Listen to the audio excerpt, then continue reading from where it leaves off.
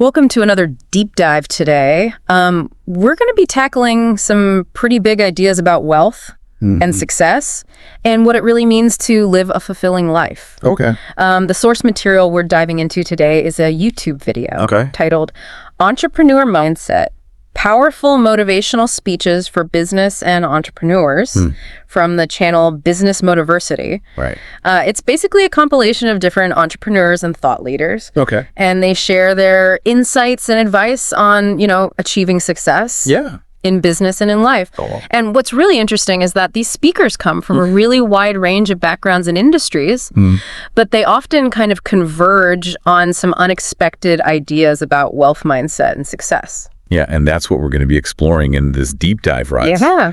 What some of those common threads and maybe even some of the contradictions. Exactly. Yeah. And, one of the things that really jumped out at me right away was how several speakers straight up call BS on the whole money makes money thing. Like they call it a myth. Right. But then they're talking about their lavish lifestyles and investments. Yeah, it's kind of ironic. It is. It's a little ironic. Yeah. Don't you think? Yeah, I think it is, but I also think they're making a more nuanced point. Okay. They're not saying that money doesn't matter at all, but they're challenging how we traditionally view wealth. Okay. One speaker had this really interesting analogy about Coca-Cola. Okay. He said that Coca-Cola doesn't worry about keeping every single can of Coke to themselves. Okay. They're focused on getting that can onto as many shelves as possible. Okay. Expanding their reach, making it accessible to more people. It's about movement and strategic deployment of resources, not hoarding. Okay. You see what I mean? Yeah, that's a really good point. Yeah. And it makes you think about your own resources, right? Like time, money, skills. Are we holding on to them too tightly, or are we finding ways to, put them to work, maximize their impact? Exactly. And this ties into another major theme that runs throughout the whole video. Okay, what's that? The importance of mindset. Oh, yeah, they were all about mindset. Absolutely. Like, it's not just about the money, it's about how you view success and purpose. One speaker said, rich is not just synonymous with money, rich is synonymous with living. Right. What do you think he meant by that? I think he's getting at this idea that, true wealth is about feeling alive, engaged, connected to something bigger than just your bank account. Okay. It's about finding meaning and fulfillment in your work, in your relationships, your everyday life. Yeah, I can see that. And another speaker had this interesting concept of finding your reserved seat in life. Oh, yeah. He was arguing that if you're constantly trying to sit in someone else's seat, chasing their version of success, you're going to end up feeling lost and unfulfilled. Right. You're not going to find true happiness that way. Yes. It's a really powerful metaphor, I think. Yeah, it is. It speaks to the importance of authenticity. Okay. Finding your own unique path, not trying to be someone you're not. Yeah, absolutely. And this leads to another interesting point that they raise. Okay. And it's about the emptiness of chasing material possessions. There was this quote that really stuck with me. Okay. We have a poverty of meaning in the Western world driven by rampant consumerism. Wow. That's It's a provocative statement. It is. And one that I think resonates with a lot of people these days. Yeah. Like, are we so focused on acquiring more stuff that we've lost sight of what truly matters? Yeah, it's definitely... It's a question worth pondering, wouldn't you say? It is, for sure. And speaking of big questions, Yeah. the video takes a bit of a turn and dives headfirst into the world of AI. Oh, wow. They don't sugarcoat it either. Okay. Several speakers compare the rise of AI to like an asteroid hitting Earth, warning that businesses that don't adapt are basically going to go extinct.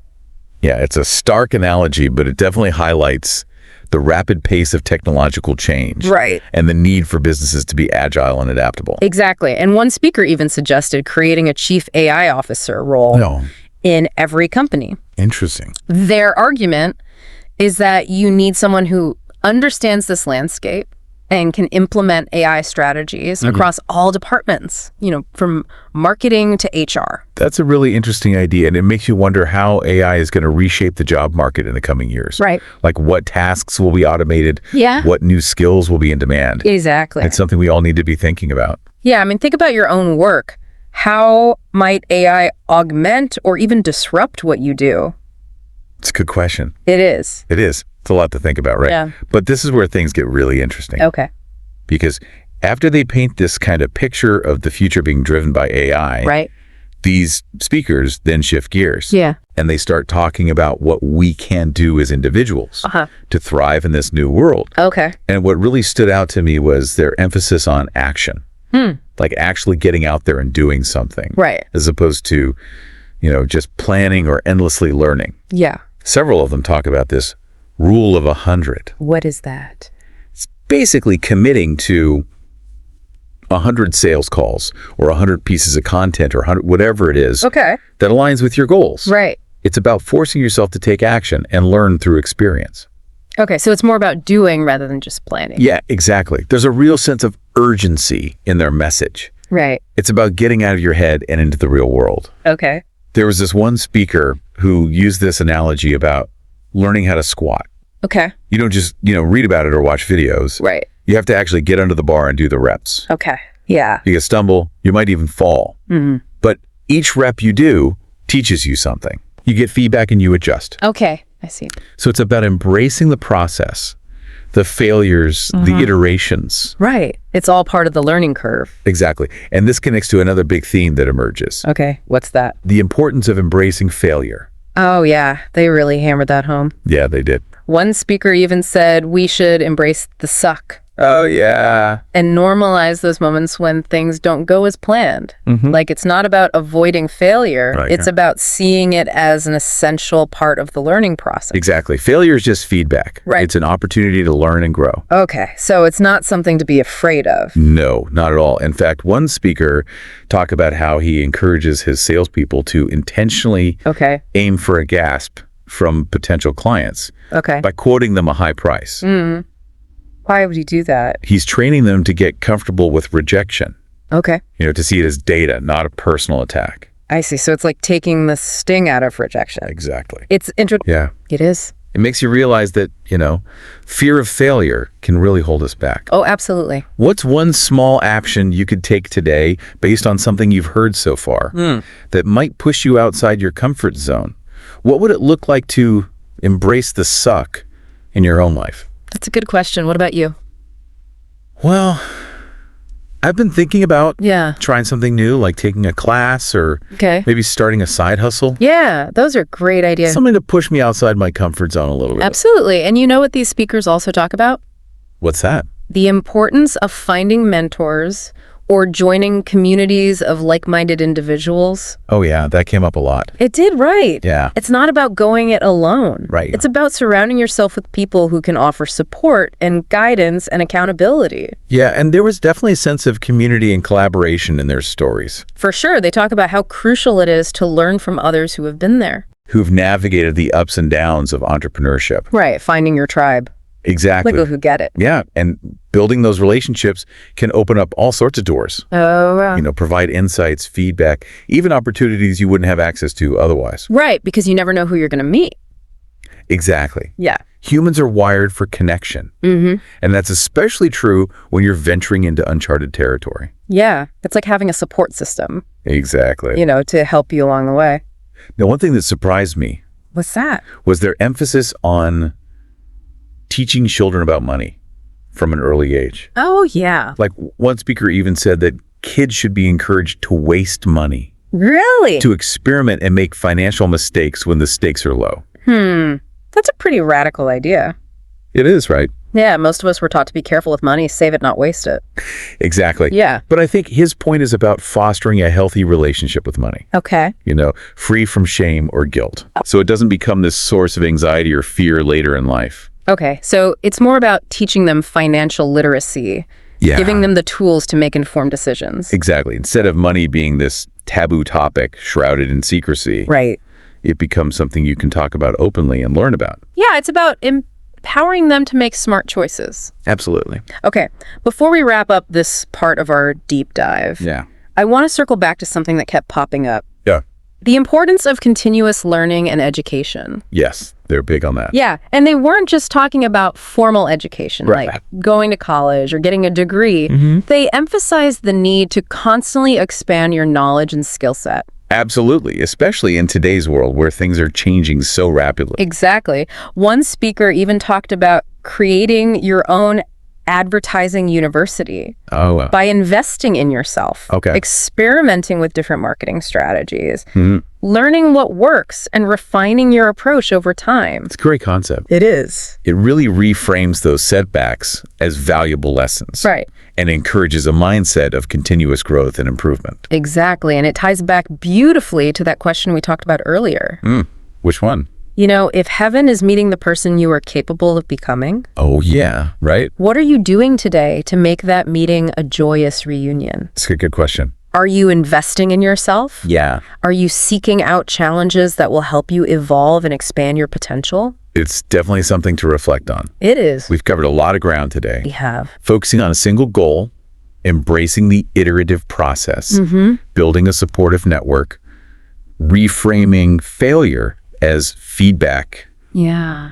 Teaching children about money and the importance of continuous learning. Yeah, it's a lot to process. It is. But what strikes me is how interconnected these ideas are. Right. They all point to this idea of taking ownership of your life, actively shaping your future, becoming the best version of yourself. Absolutely. And the journey continues. It does. There's still so much more to unpack from these inspiring speakers. Okay.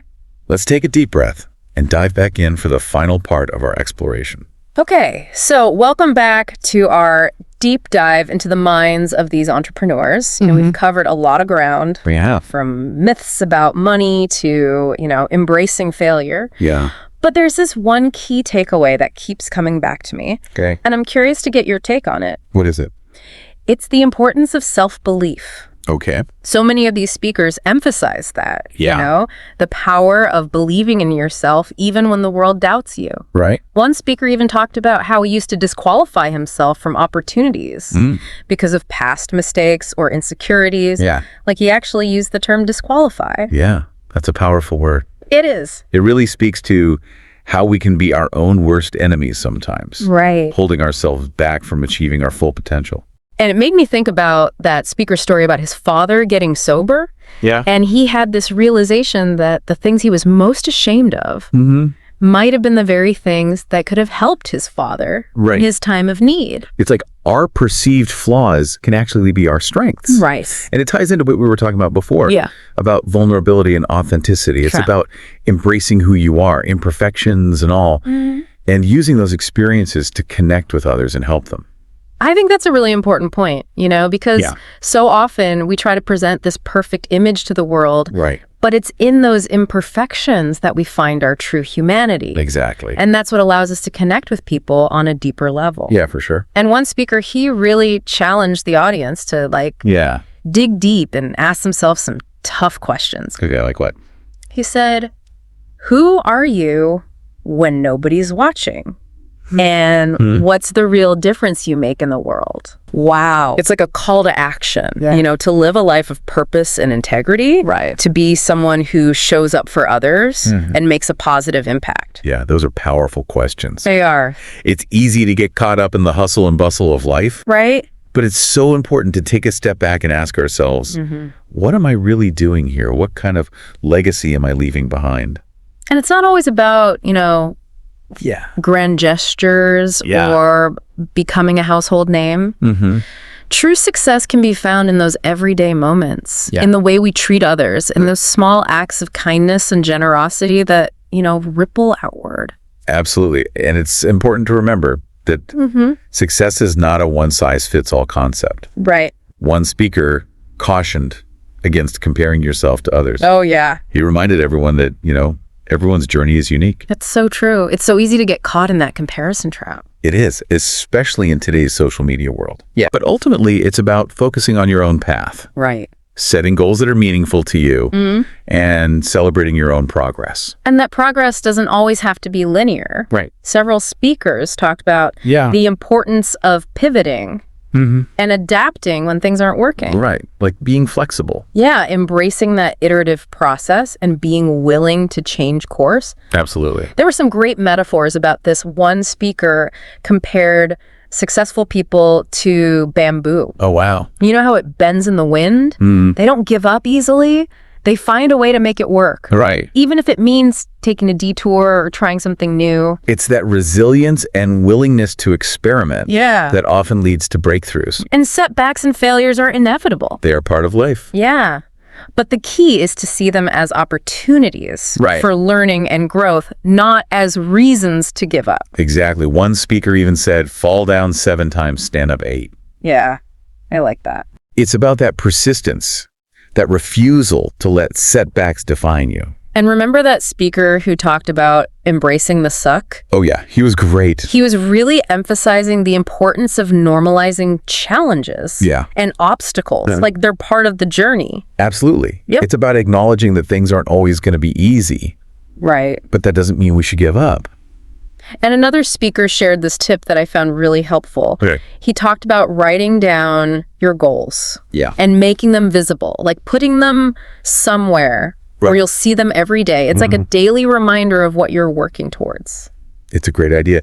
It's about keeping your eyes on the prize. Exactly, even when things get tough. And it ties back to the power of visualization. Right. And the idea that we can manifest our desires by focusing on them. What we focus on expands. Right. Exactly. So if we're dwelling on our fears and doubts, that's what we're going to experience. Right. But if we focus on our goals and our aspirations, then we create a more positive reality. Absolutely. It makes you wonder what we could accomplish if we truly believed in ourselves and our abilities. No, good thought. And it brings us back to that question. Yeah. Heaven is meeting the person you were capable of becoming. Oh, yeah. What steps will you take to ensure that meeting is a joyful reunion? That's a really profound question. It is. And I think this deep dive has given us a lot to think about. Some inspiring strategies and, a renewed sense of possibility. Absolutely. It's been an incredible journey exploring these minds. It has. Their paths to success may vary. Yeah. But there's this common thread that runs through their stories. What's that? This unwavering belief in themselves and their dreams, coupled with, a willingness to take action. Right. Embrace failure. Yeah. Never stop learning and growing. Yeah, it's inspiring. It is. It's a reminder that we all have the potential to achieve great things if we're willing to put in the work and stay true to ourselves. So as we wrap up, I encourage everyone listening to take a moment to reflect on what resonated with you the most. Yeah. What's one small action you can take today to move closer to that person you're capable of becoming? The journey of 1,000 miles begins with a single step. It does. Well, what will your first step be? Thanks for joining us on this deep dive. Until next time, keep learning, keep growing, and keep striving to become the best version of yourself.